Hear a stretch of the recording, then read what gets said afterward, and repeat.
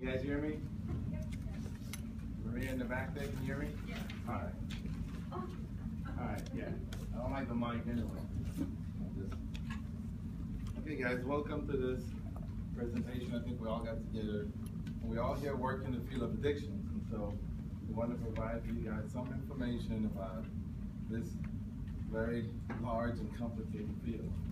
Some of you guys are interested in being workers in this field, and we welcome you guys to the field all the time because there's always room for help out there. But we have a few minutes to give you guys a little bit of exposure to what we do and this whole idea of addiction and the disease of addiction. And there's a lot of different opinions out there, so we'll all cover different opinions. For me, I'll talk a little bit about the bio-neurological side of it, and Stephen will take the rest of it from a different perspective.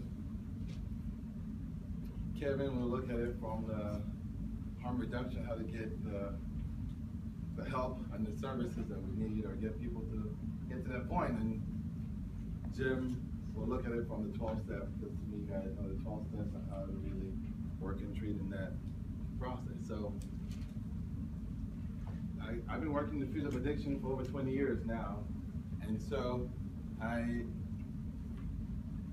experienced a lot of, as a therapist, as a professor, I do a lot of research, and based on the research, I come up with a lot of information that I think would be very vital or helpful in providing information to people, one, dealing with addiction, struggling with addiction, and wanting to help with people struggling with addiction. And that information is what I'll give you basic today. Just a few information. We don't have time to go in depth, so we'll just give you some surface stuff. If you have questions, save them for later, or even ask if you have this is a burning question right now, and we'll try to answer it. I'm sure the panel can answer it also. We'll try to figure it out. So the disease of addiction has been, I say, colloquially known and referred to as, and we hear this all the time, if you go to the 12-step program, it's cunning, baffling, and powerful. What it means is that it can deceive us. This whole disease of addiction can deceive us in that it's very deceptive in the many ways in which it affects us. Two, it's confusing. It is confusing to us in the way that we constantly finding new ways in which people are affected by these very complicated, mind-altering substances. And the third part is that this whole disease of addiction has a unique ability to invade and take over the lives of many people, leading to loss of control. And we all ask the question, how and why does it happen? And that question is the question of the ages, because there's so many ways to explain how and why it happens. We see Steve has 3 parts that he's going to look at. That's how and why this happened. I'll just give you a little bit right now. So in a nutshell, I see addiction as engaging in the use of mind-altering substances to achieve psychological or emotional states to help deal with reality and the life's demand. So we all see, we live in a world that has a lot of demands on us, and a lot of things that the world wants us to do, things we have to comply with, things we have to do. And for some people, when that's too much for them, they seek some kind of chemical relief. So they look for some sort of relief with these chemicals. So chronic use of some drugs of abuse can cause long-lasting changes in the brain, which may lead to paranoia, depression, aggression, and hallucination. So we're not looking for these things, but these things come as a package. We're looking for a simple relief, but that relief is hard to separate from what the drugs do. So the drugs are very complicated. There's a lot of different mind-altering substances out there. We won't be able to cover them all. I think the one that I tend to use most of all is the cocaine, because most of the research is done with cocaine, and so we can share a little bit about what it does to the brain, to the mind, to the body, how it causes people to lose control.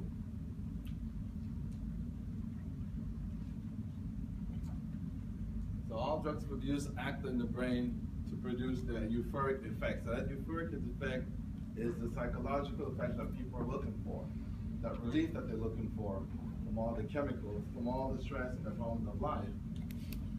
However, some of them also have severe negative consequences in the brain, such as seizure, stroke, widespread brain damage that can impact all aspects of daily life. drug use can also cause brain changes that lead to problems with memory, attention, and decision making. So we see there's a lot out there, and we're talking about it being cunning, baffling, and harmful. And that is the idea. When we look at the stuff, it's a lot to even digest.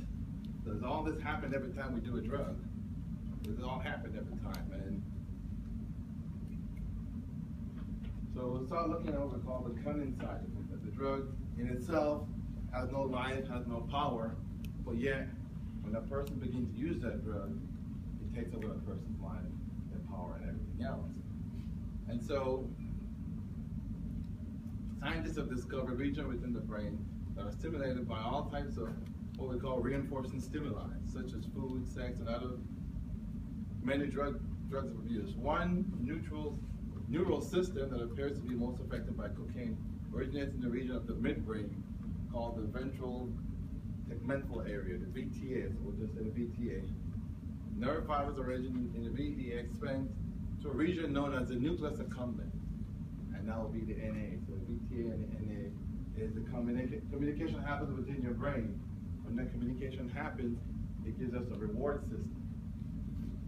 And so that reward is good for anything we do. When we start using the drugs or the chemicals for relief, it also takes over that reward system. Once that reward system gets taken over, then we find the difficulty of saying no to the drug.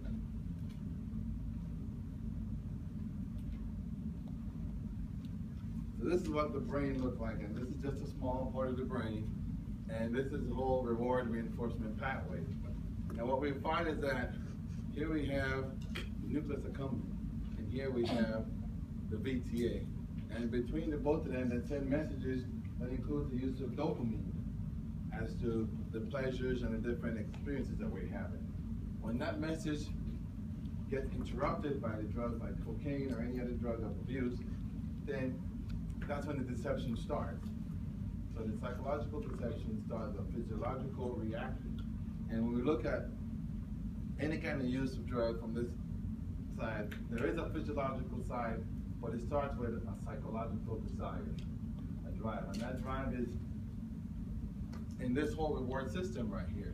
And so we want to realize that once the system gets invaded, and we'll see in a little while how that invasion becomes a deceptive property for the brain.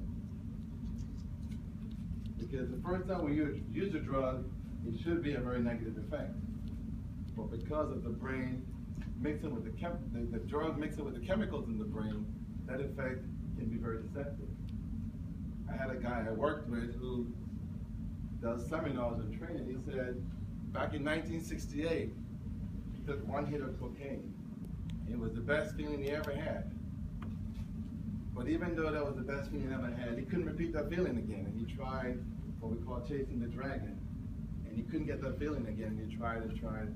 Till he hit rock bottom. He went to rehab, turned his life around, started going back to school, getting his degree, starting a job, having family. And he said all the things he accomplished, now he's a great speaker speaking about substance abuse, and all the things he's accomplished never gave him the feeling that he got from that one hit of cocaine in that area of the brain. But then he began to realize that if he did go back to find that hit, what would it do for him? Right. And so the dynamics is that we have this physiological deception that leads us to chase an addiction that is not very satisfying. And we'll see that there's, I'm sure the other guys will talk about not satisfying, not the reward. The rewards that we expected, we don't get. You just saw the list that I just gave you. Those are not rewards. Those are negative physiological and emotional consequences that are really the effects of the drug use. And so the reward process can be very deceptive, leading to physiological dependence in substances such as cocaine. So when that physiological dependence starts, it's difficult to really understand that physiological dependence. And it's as if you're in a trap, in a cycle that continues. And so we call that the baffling side, or the confusing side. So based on my history working with this population, I created what I call the 90-10 rule. So looking at substance abuse, I have what I call a 90-10 rule that I use when I deal with clients and with teaching and lecturing. My belief is that the use of toxic substance to achieve emotional and psychological relief is a very futile event where this suspected relief is minimal compared to the physiological damage done due to the body in each event. And so we can always talk about, the one example I always give is that we saw back in 1986, there was a basketball player named Lenny Bias, played for the University of Maryland. He averaged over 28 points a game, and he was the #1 draft pick for the Boston Celtics. And he was about to sign his offer of $15 million signing bonus. And the day before he signed that bonus, he went and did a hit of cocaine. And he killed him that one night. Just that one hit. He didn't realize that he had some congenital heart problems. Taking a hit of cocaine just exacerbated that condition to the point that he was foaming at the mouth and died, and left all that money on the table. And just the career that could have been. And so he was looking for that relief, but he got the damages, and the damage was so much that he couldn't recover from it. So 90% of drug use create what I call a physiological complication. So there's many different, we just listed all the physiological complications. And the 10% is what we call the high. So this is a very baffling investment. If somebody, any math majors, any economics majors here, who want to be an economic major? I did a presentation yesterday and I had a guy, who was in 380, you guys in my 380 class. We talked about William Glasser, right? He was a great psychologist, but he wanted to be a chemical engineer. I'm sure some of you guys wanted to be economics major. When you saw those numbers, like, yeah, I'll do psychology. I'll do human service, that's easier. So this 10%, if you go to the bank and you give them $100, they only give you $10 back. Would you put more money in that bank? Right. And so when you look at this whole reward system here, when you take a drug and you only use 10% of it, and 90% is destroying you, why do you keep taking it? So this is where we find that addictive potential becomes so intense that we'll continue that investment even though we're losing every day. Because we're looking for that relief, which is just so temporary, so minimal, but the desperation causes us to continue to reach out for that. So the complication of this is this 90-10 rule. So my 90-10 rule applies every time you look at any kind of substance abuse. That only 10% give you a feeling, the next 90% will give you all the negative stuff that you could feel or you might not feel right away. But someday, there comes the ruse. You see people have things like cirrhosis. We saw Mickey Mantle, great baseball player. He drank for 40 years, and then he had no liver left. He got a transplant, but still wasn't enough. He didn't survive. And so we want to realize that we don't wait till 40 years later to say, hey, I need to do something about my liver. We can start early by saying, hey, I don't need to make this investment because I'm losing it. So that's the part of that dynamic there. So this is what I call the sequential demands for cocaine based on that 90-10 rule. That 90-10 rule has to do also with dopamine. That we talked about the nucleus accumbens and the VTA, and that's where the dopamine are being produced. And so dopamine is produced in those pleasure centers to give you an heightened experience of pleasure. So when any drug enter your body, they go find the dopamine. In fact, in the 70s, that's why they call the drugs dope, because all of them try to imitate dopamine, which is a natural chemical. And so what we find is that your first hit of cocaine will be 100% of that cocaine, 100% of your dopamine. That's what my friend said was the best high he ever had. But after that, it's all downhill. Because what we find is that, and I'll just tell you briefly, whenever this combination happens, it all happens in a neural pathway, in a place called the synapse, where the neurons are going. And once this happens, the cocaine, the dopamine, they both have what we call a half-life, how long they can have impact on your system. And what happened, they're not the same. So one finishes before the other. And so each of them, when they come out of those part of the brain, they have what we call a time to go back in and recharge. But the thing is, only one came from that place, which is the natural dopamine. The cocaine is a foreign invader. And this foreign invader, he wears out quicker than the dopamine, and so he tries to go into where the dopamines are to recharge. But then, because of the shape of it, he can't get in. So instead of getting in, he blocks the way for the dopamine. The dopamine, when it's ready to go back into recharge, it can't, because the cocaine is occupying that area. So when you take another hit, now you have 100% of the cocaine, but all you have is 90% of the dopamine because it's been out of the area too long. It hasn't been recharged. And so then, what do you have here?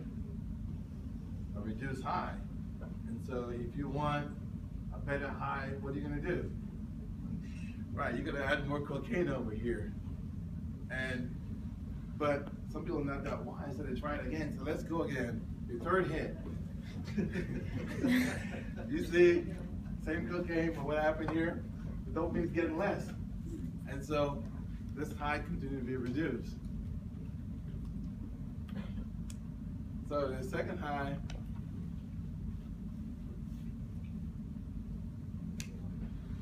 for the second high to be similar to this first, there has to be what we call an increase. So in the second hit, rather than doing just 100%, you do 100% of the cocaine. And we see this battle and this struggle happen within your brain. And it's a call that you're not aware of, or you give into it very easily because you're looking for that same high. But it's still not the same because it's not 100-100, it's imbalanced here. It's all leaning towards the cocaine. So it leads to what we call increased tolerance and increased demand for cocaine. So this is what happened in your brain that's really confusing to us, but to an addict, it's a call for deeper involvement. It's a call for further abuse. But not knowing that he's responding to a call, he or she is responding to a call, they continue this process, then they claim, can't stop it. But if they understand what's happening internally, then we'll see this process. So this is what we call the baffling side. So we saw the confusing side that your brain get rewired and we're not sure what happened. And on this side, you get a message, you don't understand, but you keep responding to it. And so that process leads to what we call self-dependency, where one believes that he or she has to do more to feel better, and with increased use comes increased dependency. So that's the dynamics of that, of the baffling side. And then the third part, the powerful side, which I don't look very powerful, but when we think we're powerful, we're not, because we are human beings and we have great strength. But the drug is only a chemical, and the chemical can become stronger than us. So what we've done, we've given our power over to that chemical. So the duration of cocaine euphoric effects depends upon the route of administration. So the faster the drug is absorbed, the more intense the resultant high, but also the shorter duration, the high. And so people begin to find unique ways of doing the drug. And I've seen examples of heroin addicts that when they have no more veins to shoot up, they shoot in other parts, in their arms to shoot up, they start shooting in their leg, in their butt, all over. Because this desperation to fill that need that they believe needs to be filled, or to get that relief that they're looking for, that they created anyway, the void that they created anyway, is creating more and more creative use, where people go from snorting to injecting to all different types of use of drugs. And so that becomes the powerful side of how do we go from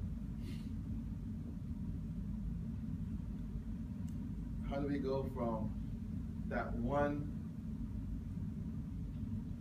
desire for relief to this intense struggle for survival.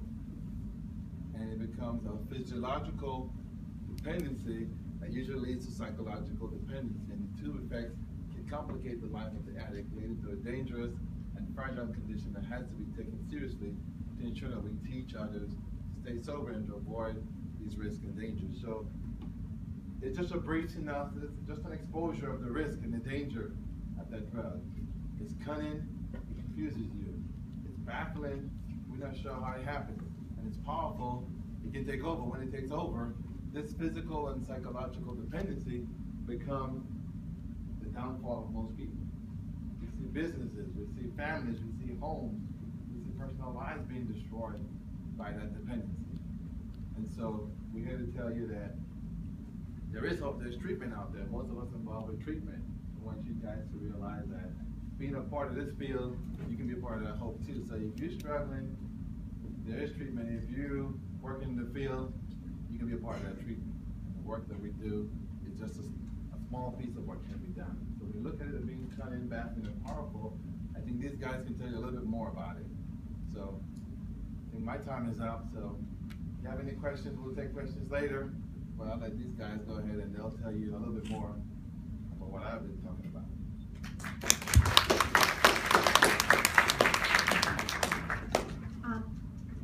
All right, so Stephen Paul will be our next speaker. Let's give it up one more time for Leroy. So we're gonna, this is a model that's not scientific whatsoever, so if you're looking for science, go be a psych major, I don't know. So this is what I would call trauma-related self-medication leading to substance dependency / addiction. I'm going to show a little film clip here. It's from the film When a Man Loves a Woman. How many people have seen it? Okay. Wow. I wish you'd never seen it before. Anyway, we're going to show a little clip, and I want you to pay particularly attention to the little girl in the clip, what she might be feeling. I'm going to request audience participation. How many people will? Thank you. All of my 415 and 437 people, are your hands up, right? And so this is an interactive lecture that I use in classrooms, that I use in treatment, that I use in my substance abuse class at Orange Coast College for kids that get busted for unannounced and they have to spend 8 hours with me with torture. And so I use this in the class. It's very effective. You're welcome to use it with clients later on. Hopefully you get something from yourself. 80% of us that end up in treatment have a history of trauma. And trauma can be what people would consider a really gnarly trauma, or it could be something people would not consider a trauma. It's how it impacted the person themselves. So we're going to show this little film clip. And do we have a light dimmer back there? Do we need to do that? So this is a high school counselor. She happens to be an alcoholic. She's coming home a little tipsy, and she's going to have a little run-in with the babysitter and her daughter.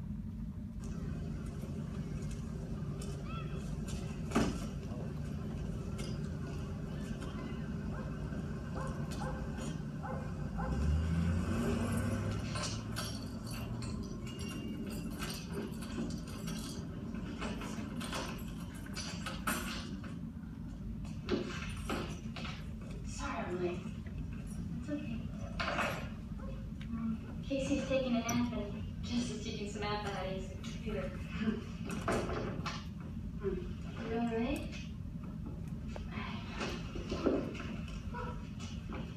I had lunch at this Thai place and something in the oil maybe, but I'll be fine.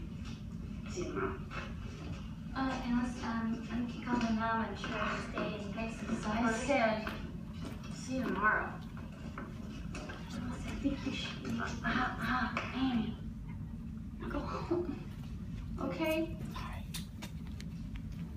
Please, go home.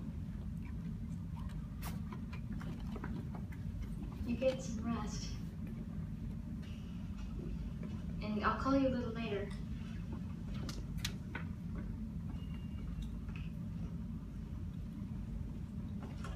Mom, look. Samantha drew a Buick on the computer. It's green. Do your homework.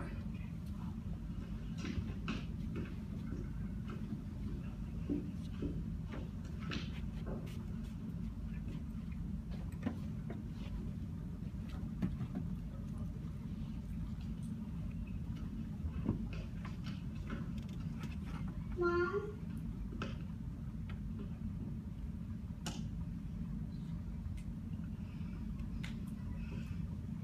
Mom?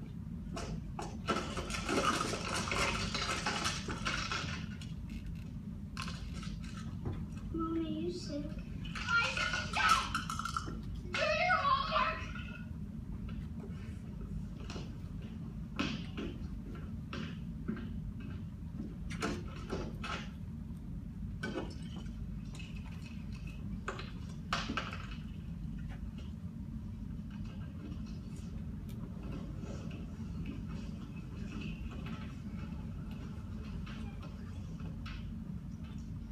Mom, are you sick?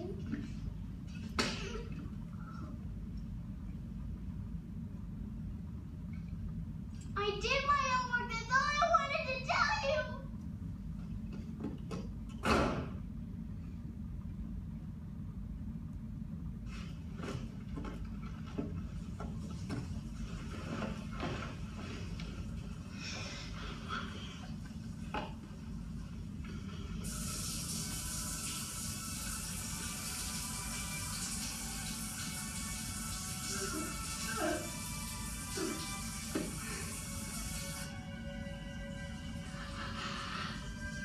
Good girl.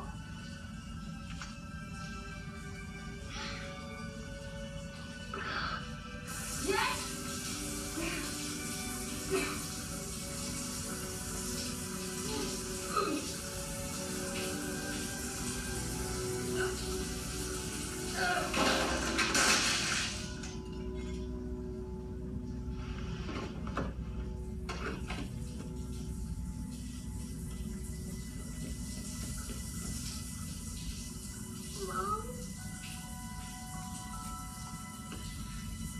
Mom?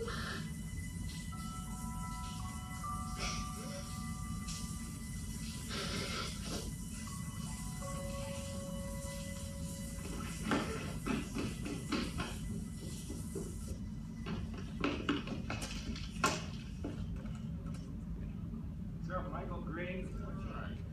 Michael Green. Switchboard. Tracking you down. Hello? Yes? What's the matter, honey? Mommy died. What? She just fell through the shower door and all the glass is all shattered on the floor and she's laying in the middle of it. Jess, listen to me. I'm gonna have somebody over there right away. You understand? Okay. All right, lights please. Thank you, Lightman. All right, so anybody get a reaction from that clip? Right? And some of us have lived through something like that or seen it. And so that's the trauma, obviously, getting smacked by her mom, seeing her mom under the influence, and then seeing her mom on the floor in the glass. And do you think that little girl will ever forget the scene of her mom on the floor? So that's like tattooed on her brain. And so that's a major trauma. So when we look at the three-headed monster model of addiction, we're talking about a dis-ease of addiction. And we'll talk about how a little kid might experience the trauma and what happened, but what are some of the feelings that you think she might have been experiencing there? So you guys can just call them out and I'll write them. Fear. Okay, so a lot of fear, and we can even say terror. So this is something that would terrorize a 7-year-old girl, right? What other feeling? Guilt. Okay, and the guilt is all about what? Yeah, so she's telling the doll, good girl, because she feels like she's bad, okay? And so there's shame in there. Other feelings? Helpless. Yeah, a helpless and powerless feeling, right? And this is the core of most people's addictive use of drugs. I don't know what kind of cocaine Leroy's guy was doing, but man, my run lasted about 3 years. Then it got like that, right? But so when we're high, right? What other feelings or reactions would she have? Frustration. Yeah, there's the frustration, the confusion.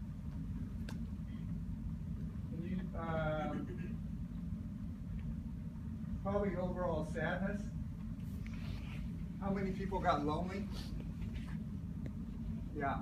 And this is another core feeling when we're talking about addiction, is that existential loneliness, or that real feeling of loneliness or being alone. Kind of a helpless, powerless situation. Do you think she had any anger? Right? And she might even have been a little bit outraged at what was going on.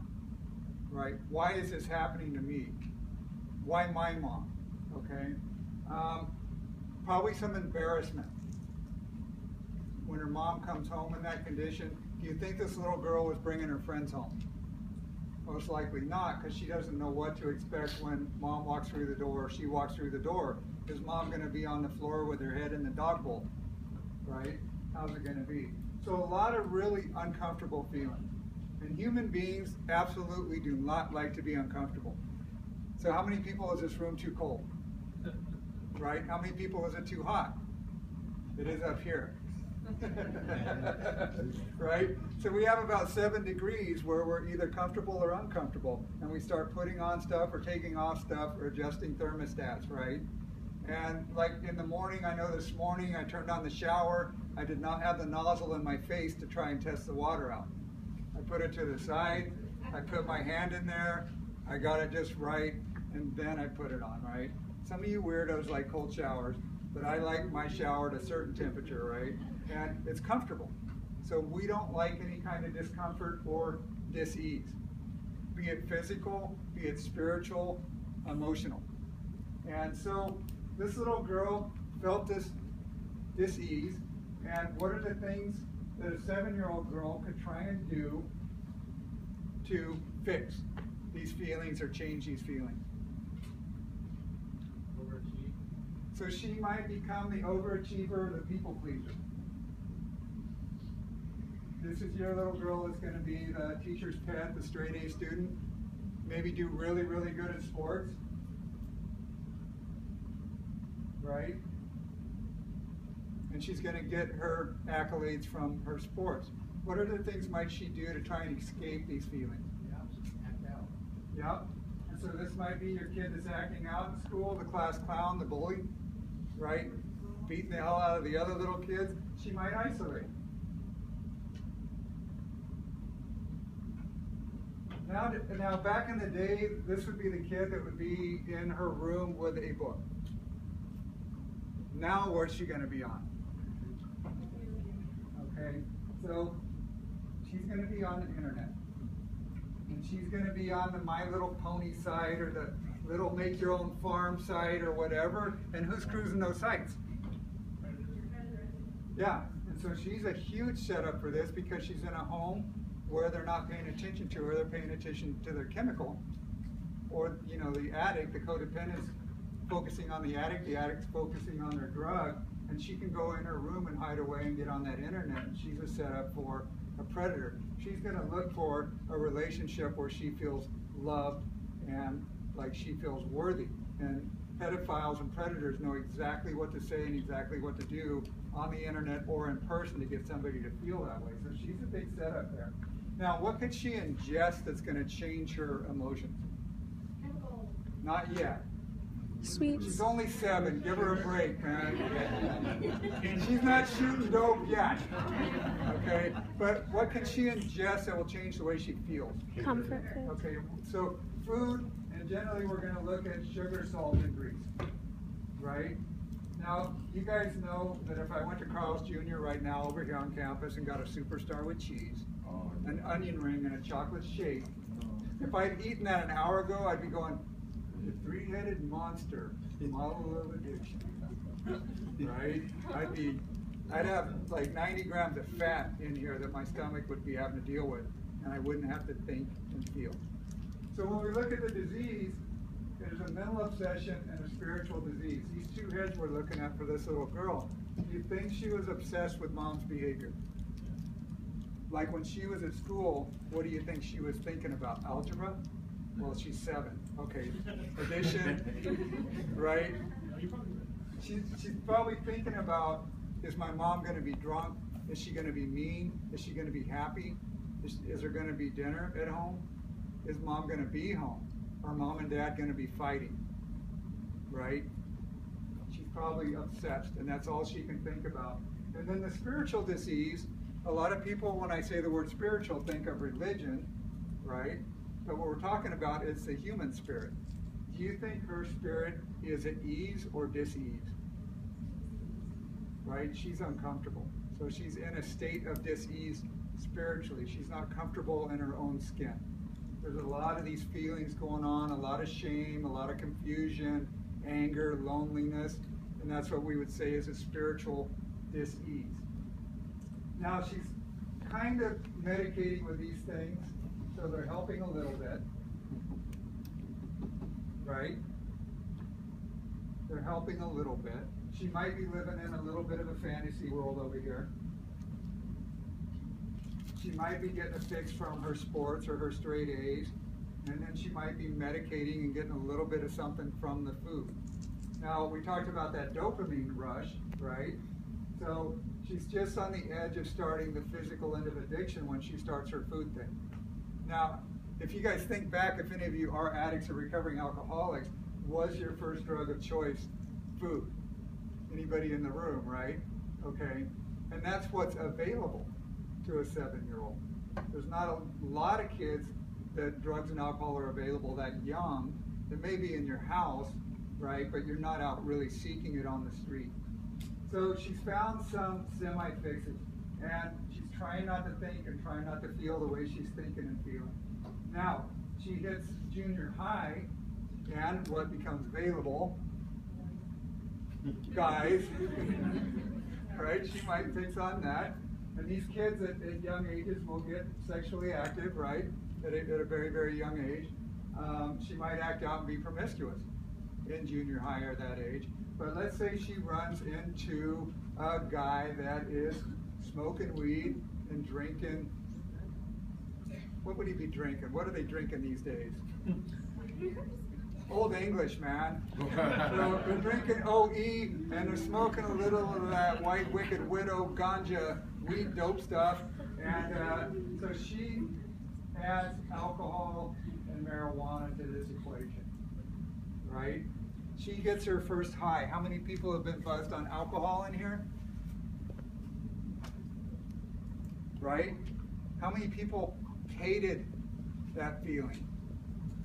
Some people don't like it, right? I'm not talking drunk. I'm talking the 3-beer buzz, right? Drugs work really good. Now, so she gets that first high, what happens in here?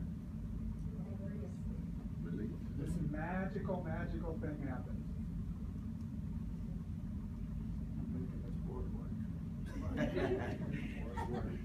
Okay. All of a sudden,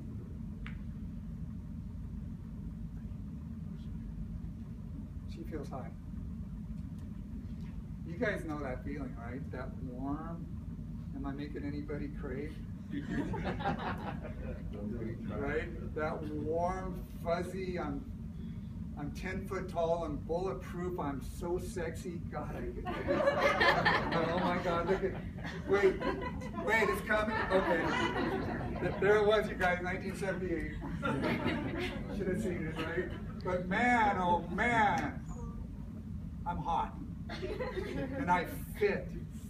And all of a sudden, I shut these two up, and I get a huge sense of ease and comfort. So she found the solution. And it happens to be the chemical solution Leroy was talking about. But she doesn't know the difference. Now, she probably thought when she was 10, I'm never going to be like my mother. I will never, ever be like my mother. How many people? I'm not going to be like my mom, right? Well, good luck. Right? But she found this chemical solution. She gets this high. How often is she going to want to feel it? So this turns into a 24/7 pursuit. She never wants to go back to where she was. She found something that worked. And she doesn't realize it, but she woke up this clear head, this physical addiction. Because genetically, she's predisposed to it. She learned it in her childhood. She has the trauma. and the feelings. She's drinking on the trauma and the feelings, which makes her twice as likely to abuse it. Now, this other thing happens that Leroy alluded to is tolerance. And the problem with the human body is it doesn't like poison, right? And so it builds a tolerance to it. So we need more and more of the drug to try and get that same effect. And we're constantly chasing that perfect high where we're here. So all of a sudden this starts to diminish over time. But she's still using and drinking. She's not going to stop because she found the solution. She never wants to go back to where she came from. And the crazy thing is, as much as the trauma was tattooed on her brain, so was that first high. 1968, right? I'm at one of my parents' parties on New Year's Eve, and I took 4 shots of Jack. I was 8 years old. Everybody do the math. I'm old, okay? I take 4 shots of Jack, and I got that feeling. And I remember that there was green shag carpet. I was sitting in a gold crappy chair. I was floating about the room, right? That was 46 years ago. And I still remember it like it was yesterday. I remember the sensation. I remember the first line of coke I did, 1977, another New Year's Eve, right? That's a good night for me. And it's tattooed right here in that pleasure center. That my brain says this was a darn good thing, right? And it'll never forget it. It'll never be erased. And this is why addiction's so powerful. And it solved the problems.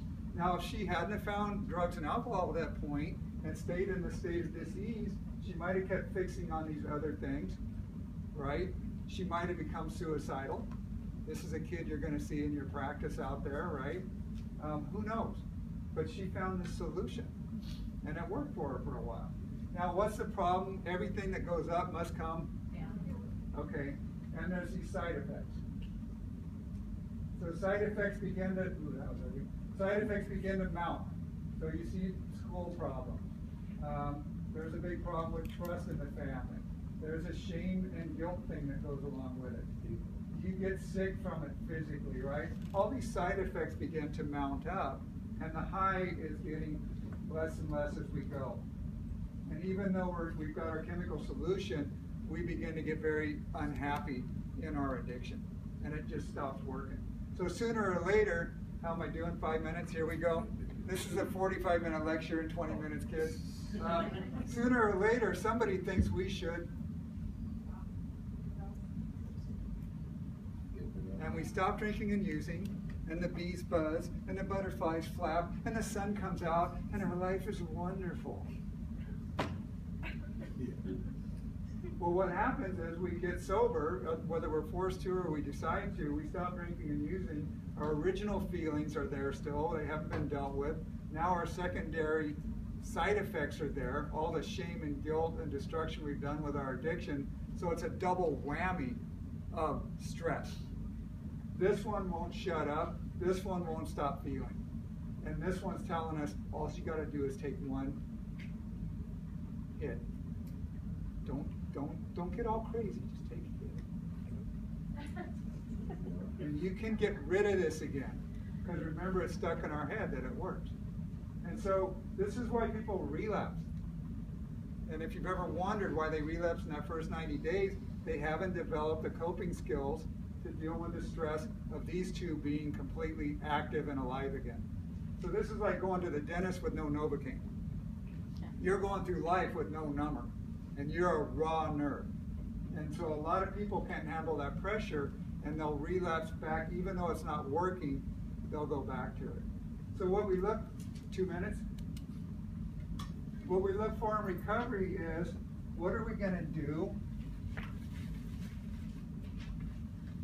What are we gonna inject into this situation? We tried the chemical solution to the spiritual problem, it didn't work. So now what we're looking for is a spiritual solution to our spiritual problem. So when we look at 12-step recovery, which we're going to go into next, we'll look at meetings. We'll look at sponsorship. we'll work, you know, all 12 steps. And this is what creates a spiritual shift, right? We exercise. We pray. There's a higher power component to this thing, right? We are of service.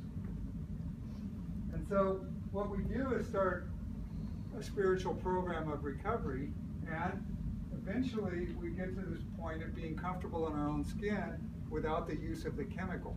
And that's something that we can sustain. Because there's really no negative side effect to recovery. Right? We don't build a tolerance to recovery. We don't need more. I need 200 AA meetings a day to get what I used to get out of one meeting a day, right? And so we start to get a balance. And you can put a million different things in here that tend to work for people, right? And so what I do is I manage these two, because I can't kill them. Hopefully when we go in the box, we stop thinking. I'm hoping, right? It better be. But all I can do now is manage these two, and I'm in a continual state of what we call recovery, right? Okay, done, out.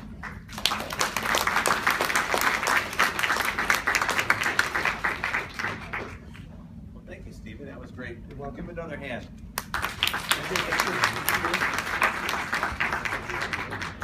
I know you know a lot of these guys sitting up here don't know me at all. My name's Jim, and I identify as an alcoholic. And I identify as an alcoholic because it's the drug that I used all through my career as a substance abusing person. I used everything else too, but that was the one constant in my life every day. And I agree with a lot of what has been said here about substance abuse. I'm going to try and tie in a lot of these different pieces. One of the things that I saw, this is a great model, by the way. I love this model because it works. What you saw here, the three different things, the physical addiction, the mental obsession, and the spiritual disease, are what the 12 steps are based on. And that's what I'm going to take you through is the 12 steps, why they work, some anecdotal stuff along the way, share my experience, strength, and hope with you, because that's what we do in AA, is we share our experience, strength, and hope, and that's part of the program of recovery. It's by doing that that we stay sober. Let me see if I can get this to work.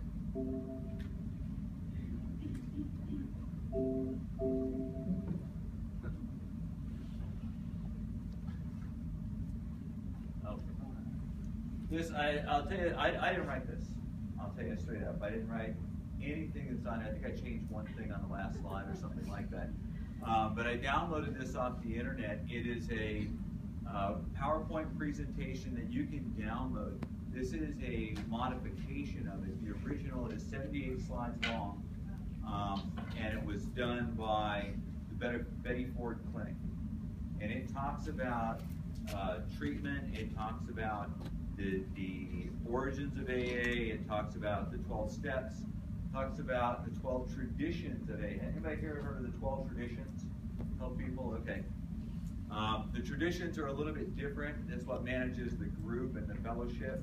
And the steps are what the individual works through, in case you're not familiar with that. So, I'll skip over this. Why 12 step? Yes, they've helped millions of alcoholics and other drug addicts. All the 12-step programs are based on the original AA 12 steps that were put together in 1935 by Bill W. and Evie Thatcher. How they did it, I don't know. I mean, they were working with other people. They took their knowledge, they put it together, and they got one person to stay sober.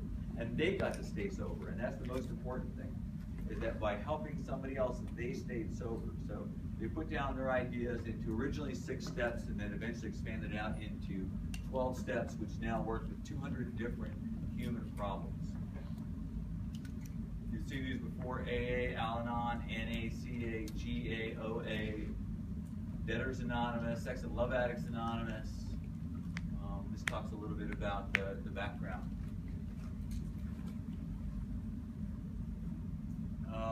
This the pattern of recovery, how many people they actually got recovered in the early years, which I think is always interesting. It's not the only recovery group, and was not the only recovery group out there. There was the Oxford group and many other groups, and today there's still many different kinds of options for recovery.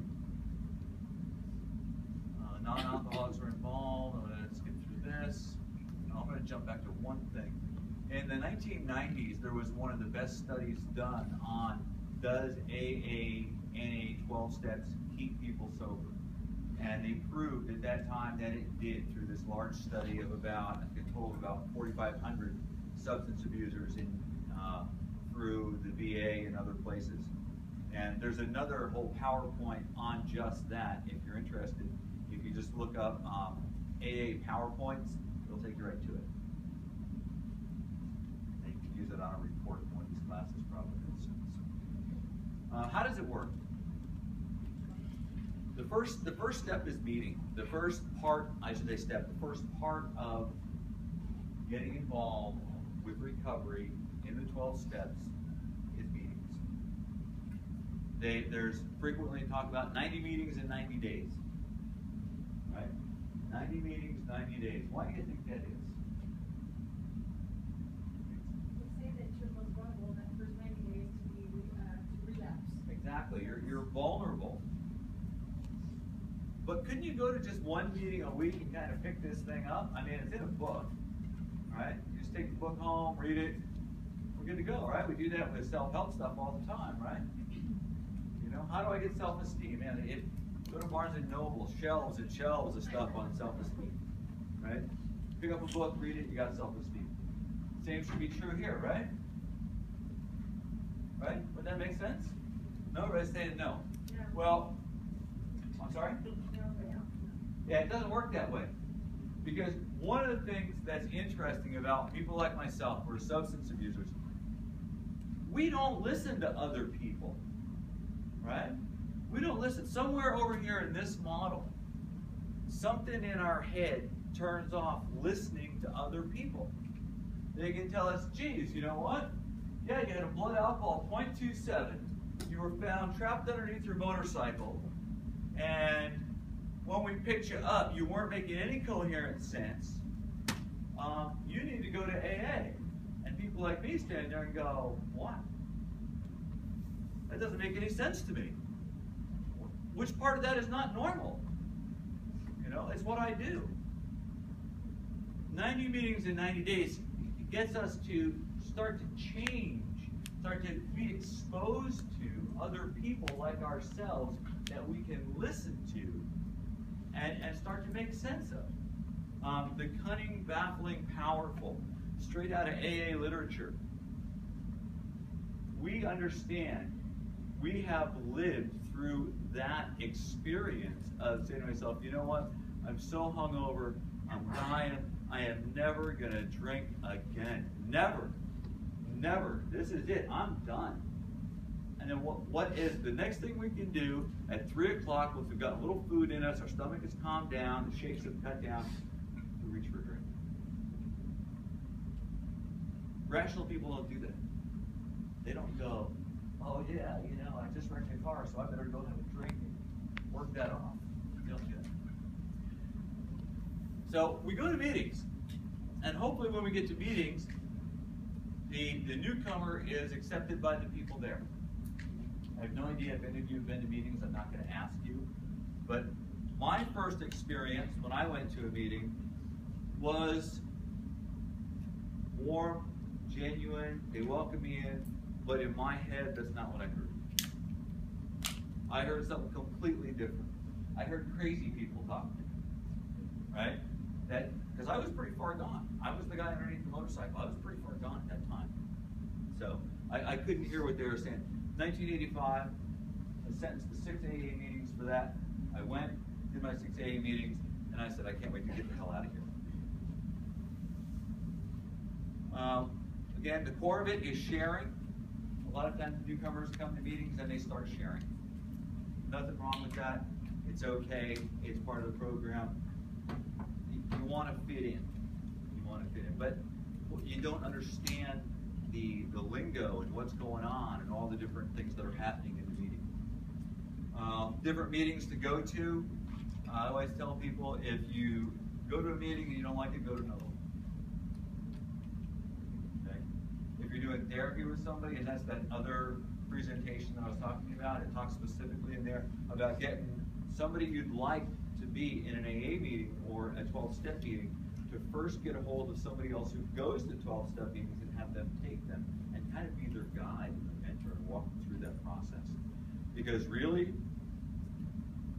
when somebody goes there on their own, if you look at the studies, it shows that if somebody goes there by themselves, they're very, very likely to never go back. Very likely. So,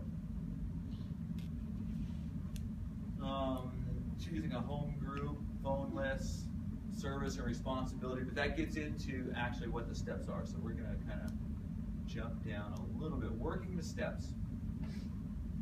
This is 1935. They discovered this. I said that about the chronic alcoholics and maintaining sobriety, useful to other problems. Step 1. We admitted we were powerless over alcohol, that our lives had become unmanageable. This fits right in over here with this three-headed monster of addiction. We can't change anything until we stop drinking or use the drug. That's one of the basic tenets of this whole program and of recovery, is that if you're involved in the process of using, you can't change a lot of these. Okay?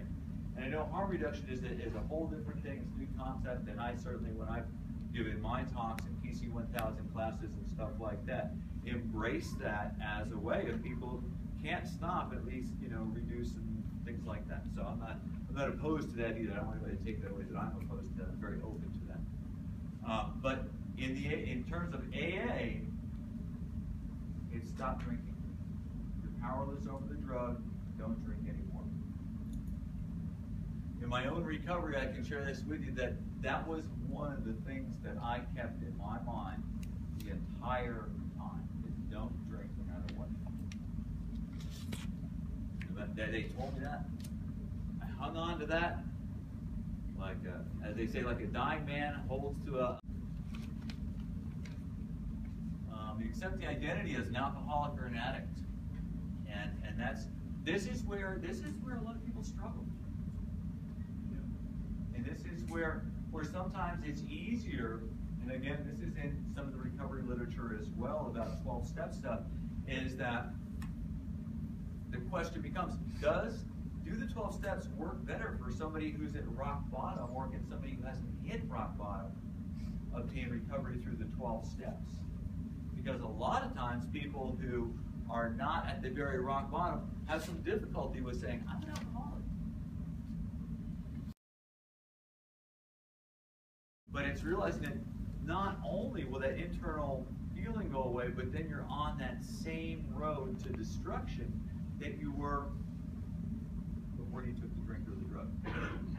Because you're going to create havoc in your life and in other people's lives. And to me, they talk about brotherly, sisterly love. I call it reinforcement.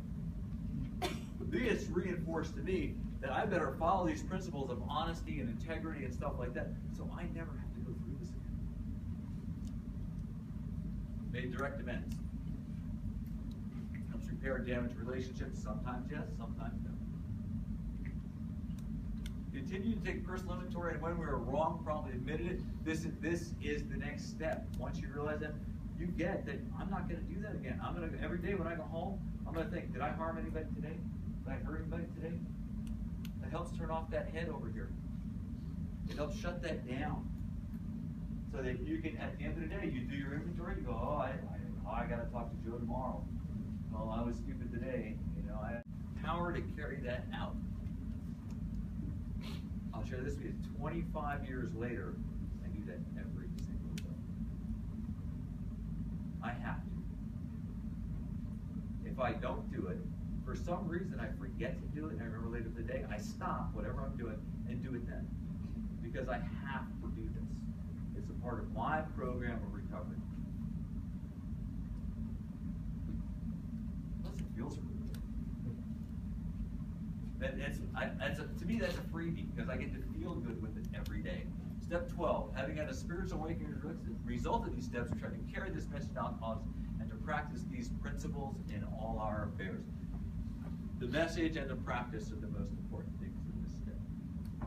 We talk to people about it when we can. We go to meetings, we share our experience, strength, and hope, and we practice all the principles that we learn and try and help others do the same. That's probably my time right now, huh? Yes? Thank you very much. Power to carry that out. I'll share this with you. 25 years later, I do that every single day. I have to. If I don't do it, for some reason I forget to do it, and I remember later in the day, I stop whatever I'm doing and do it then. Because I have to do this. It's a part of my program of recovery. Plus, it feels really good. To me, that's a freebie because I get to feel good with it every day. Step 12, having had a spiritual awakening as a result of these steps, we're trying to carry this message out to others and to practice these principles in all our affairs. The message and the practice are the most important things in this step. We talk to people about it when we can.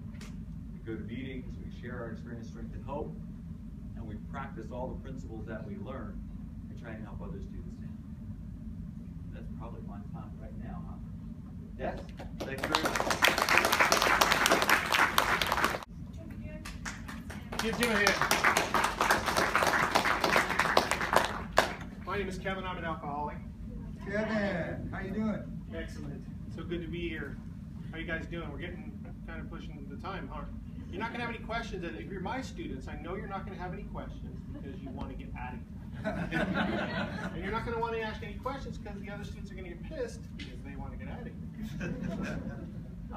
Actually, I'm going to play off what we've already done here with the other slides. I prepared a slide having to do with harm reduction because it's kind of a controversial concept. And it's a relatively new practice in addiction medicine. It was originally came out in 1966 in Great Britain and the Netherlands because it had to do with they were starting to see the heroin epidemic after the Vietnam War, and they were starting to look at needle exchanges and ways in which addicts could use safely so that they wouldn't have hepatitis initially. It later caught on much bigger in the 90s, where it became part of part of the public policy where they dispensed bleach kits in prison, again in order for safe sex and also trading needles so that we would prevent AIDS as well as hepatitis C. But it's expanded. It can expand into a lot of different areas of life. So this information is available through the Saapsa website, which he told you to email. So if you want that history, you can get a hold of it, okay? Paid for further research. And if you're in my class, you just have to ask me for it. So let's start back with our 7-year-old girl. Please let me know when I have 10 minutes left, okay? Let's start back with that 7-year-old girl. And I'm not going to mess his artwork up here. Although it would be great if this center portion had 3 layers. Okay, if it had 3 layers, because we're looking at what the addict looks like after advanced stages and all of these different. So let's look back when she's younger, because there's different types of harm reduction, right?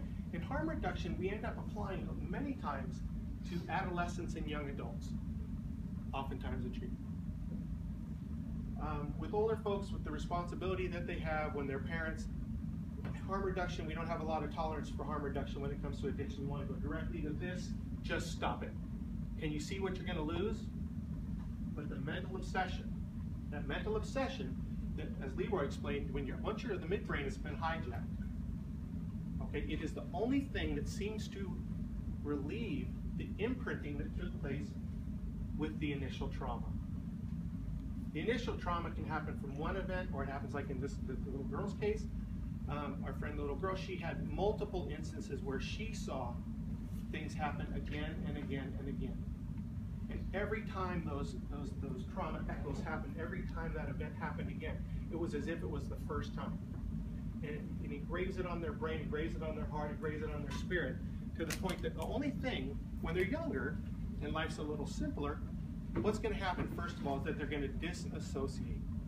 That's what happens psychologically if we're raped, if we have any trauma, if we've seen abuse, if we've witnessed a car accident. It's too much for our senses to take hold of. Okay? So we're going to disassociate, and that means our mind kind of separates from the event. Our ego defense mechanisms take over, and we minimize it, and if we can, we repress it. We push it out of our minds because you know what? It's too hot. It's too scaldingly hot to keep in our present mind all the time. We don't want. It's already in our lives. We already know what happened. We don't want to talk about it. And you know, one of the reasons why is we have so much shame because none of the other kids in my second and third grade class have the kind of situation I have at home. This is a secret that I have to keep because if they knew that my family was like this, they wouldn't want to be my friend. Right? So you start to hide those feelings. You start to stuff those feelings. The trauma's already there, but then we add the maladaptive behaviors on top of it without being able to express it freely. In order to cover up those feelings, that's part of the disassociation. We become much more introverted, we become separate, we start to spend a lot more time alone, and we begin to process those types of things in that way, the best way we can, and that does change the chemistry of the brain. That's the initial medication, doing activities, doing things that help us to feel better. But those initial traumas are still there. So if I could go back to the first sheet and talk about those emotions, if they were still there, those are still there. And you know what? They're still there here. If we could peel back the layers, we peel back the layers, and at the very first one, we'd see all the trauma, all the hurt that's still there. Because we never really overcome anything entirely. We can learn how to manage it, as Steve was talking about. We can learn how to treat it through therapy, and we can learn how to treat it especially through abstinence. Like Jim was sharing with you, once abstinence is possible, then the real therapy can begin. So we'll get to that as far as related to harm reduction as recovery continues or begins. So we have that trauma there that's still there, and we have the high that makes us feel good. However, those initial feelings that we disassociated with and find ways to cope, they get harder once we get into the adolescent years. We get introduced to socialization at about the age of 9 or 10. For girls and boys, it's a little bit later where those relationships start to be, everything's important about that. We get into middle school, and even that's even more important. But it gets more complex because sex comes in and drugs come in, and those types of things come in. And so our little world that was playing My Little Pony or building a farm online is now, who likes me on social media? Who am I dressing like? Who am I looking like? Am I a good enough athlete to make the team? Do the teachers like me? Do I have a learning issue? I'm not performing well in class. All of these things magnify that initial shame that was in there. So the seed was planted. Those things would be tough if you didn't have trauma. But as Steve mentioned, 80% of people that come into treatment have some form of trauma. Some also have a genetic predisposition to addiction, and then the trauma. So they get the double whammy for those folks. So we're going on into this middle school thing, and we get introduced with tobacco, alcohol, and drugs, and boys or girls, depending on, because that can be a pretty good drug right there to make you feel better, help you disassociate. You're not yourself anymore because she likes me, right? I don't feel like myself. When I took my first, it was eighth grade. I went to a quinceañera, and I saw the father pour the vodka in the big punch bowl, and I went straight for that big punch bowl. And you know what? That was the first night I remember not being shy. I could dance, I could talk, I could do all those things. And I had not a care in the world. I really felt electric. It was beautiful. Why wouldn't I want that again? Why wouldn't the little girl want that again? You have that freedom from your mind, that freedom from those feelings. Because the feelings are there, but now they're smaller, they're over there. I know, yeah, it happened. But it's like the world dimmed the lights, took away the sharp edges, took away the extreme volume of the sound. It was manageable. The trauma is manageable, my emotions. When we have trauma, when we have childhood experiences, our emotions go from what they could have been to like this. So our susceptibility to emotional swings is higher when we have. And when you meet your clients, you're going to remember that, okay? That their emotional swings, and you're going to see that right before you. We see that with the newcomers in the meetings. That was what reminds us, like, oh yeah, that's why I come back to the meetings. because I don't want to end up back there like this. You know, 6 a.m. this morning, the guy was talking about his wife. He says, yeah, she got 6 months sober 10 years ago, but she had to go. She just wouldn't do it. She just couldn't do it. She couldn't do this. She couldn't do this. And now all the kids are flying from all across the country because she's wearing diapers and she's only got a couple of days left. 10 more years of drinking, but nobody could make her stop it. Nobody can make her stop it. So it can be a deadly disease. That thing to quiet the mind can end up killing the entire body, kill the spirit, kill the future, hurt everybody else. So the little girl, she starts to pick up those other behaviors that we saw.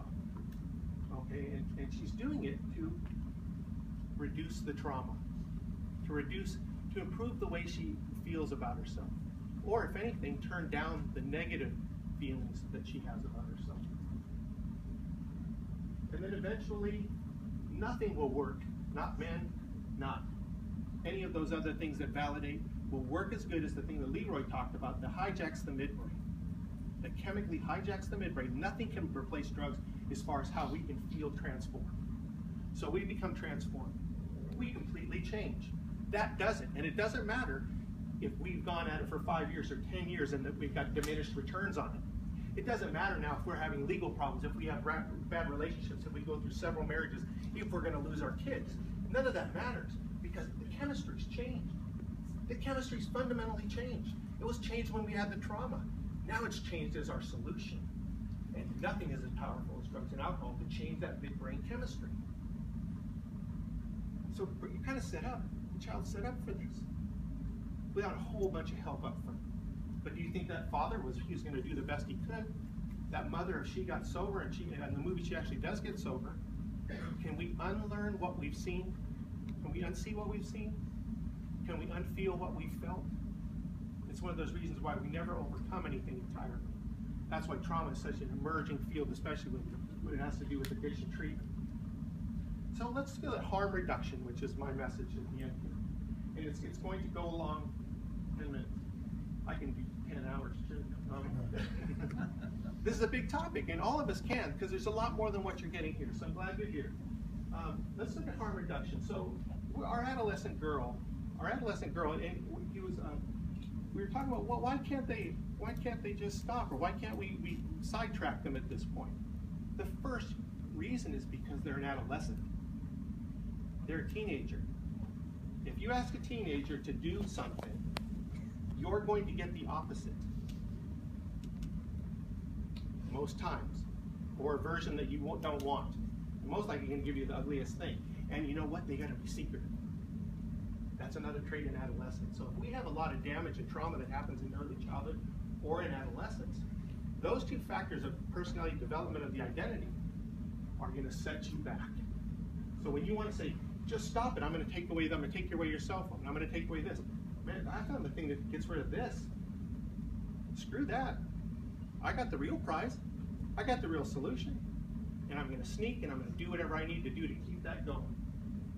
And so when we look at harm reduction in, like say for adolescent treatment where I work, and psychiatric facilities where I work with clients that are 18 to 50, but within those years of 18 to like say 28 to 30 to 32, they come in dually diagnosed.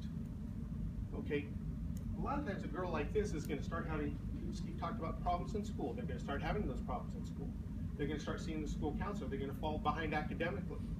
Maybe they're going to get diagnosed ADHD. ADHD might be anxiety and depression. The acting out might be that. When they start to take drugs, that diagnosis they have now might look like bipolar. It might look like schizoaffective disorder, depending on if you're taking meth, you might hallucinate a little bit. You might have some delusions, some unclear thinking, right? Some beliefs that aren't grounded in reality. And the last thing a teenager wants to do is answer a straight question to you. They're going to do everything they can to tell the story that allows them to get back to their friends and get back to doing the thing that removes the pain. Because adolescence is painful all by itself, regardless of trauma when you're a child. It'll be a very confusing time of your life. So before we get to a time where we can get abstinence, and here, let me start. I want to just read you a little bit. I'm only going to do a couple slides here. Harm reduction differs from past treatment models in that it does not require individuals to remove their primary coping mechanism, and that's self-medication. We can medicate with our actions. We can medicate with food, that's a big one. We can medicate with sex, and we can medicate with drugs and alcohol. And all of those can get us into a healthy state physically. The mental obsession with those can get us into spiritual disease due to a physical addiction. Just try to stop eating potato chips for a couple weeks, or any of your favorite food. Just try to do that. So that self-medication until new coping mechanisms, which is what Jim brought in, are in place, thus creating an easier, more obtainable avenue for desired behavioral change. So we want to change the behavioral ways. Like I said, we have less tolerance for people who are parents and those types. That's when the legal system really starts to bang on. But when we're walking this line in the treatment center, they might get things for antidepressants. They might get things for anti-anxiety, because we're going to take away the symptoms right away, because the symptoms, that uncomfortable feeling, that dis-ease, we have to help them with that for them to get abstinent, to get a period of time of not using the drug, and to develop other coping skills. Same thing with alcoholics. They go into the meeting, they learn the 12 steps, they get a sponsor. They start to listen, they start to receive, and they start to get that sense of ease. They leave behind the dis-ease. But at that point, they can do abstinence. There are some medications out there, and it's on the last slide, you guys can look through it, that will help you do that with chemical addiction. Let's stay with the emotional aspect of things. So in the early days, Alcoholics Anonymous realized that you cannot, and also they realized, you know what, relapse is kind of part of this thing. We're going to relapse, people relapse over and over and over again. How many times have we said, I'm going to lose 10 pounds by this date? How many times? We say, I'm not going to drive and text. How many about that? Right? How many times? Good. Got 5 minutes left. Okay, can you relate to that? My students have recently done a 14-day abstinence journal where they gave up something. And I'll tell you what, not a paper comes back and it says that it was a piece of cake to give up soda, caffeine, video games, whatever it is. Once our brains get trained to help modulate our feelings of insecure feelings, we might not have trauma, but we have some feelings that we'd like to control a little better. We like have some habits that we'd like to change, but it isn't necessarily going to happen that first time. However, those 12-step groups, as Jim pointed out, where 2 people in the group are helping you with that and you're accountable to them, and you're working a program of recovery with them. OA for eaters, SA for sex, GA for gamblers, MA for marijuana. Those types, they're out there. Why did they develop all those programs? Because it works. So what happens when the alcoholic comes into a meeting, has 20 years of sobriety, goes out, drinks for 10 years, comes back into the meeting? What do you think happens to that guy when he walks in the door? Anybody? Do they yell at him? Does he have to pay a fine? They hug him, they give him a chip, they clap, and they encourage him to get back on the road. They can see he's in pain. Do we need to lecture them because they're in pain? That's the difference with lecturing a teenager. They're going to choose their pain. You're not going to choose their pain, right? But the fact is, they knew that failure is part of this situation. And as long as we remain alive and have a desire to stop drinking and using drugs, and to live a solution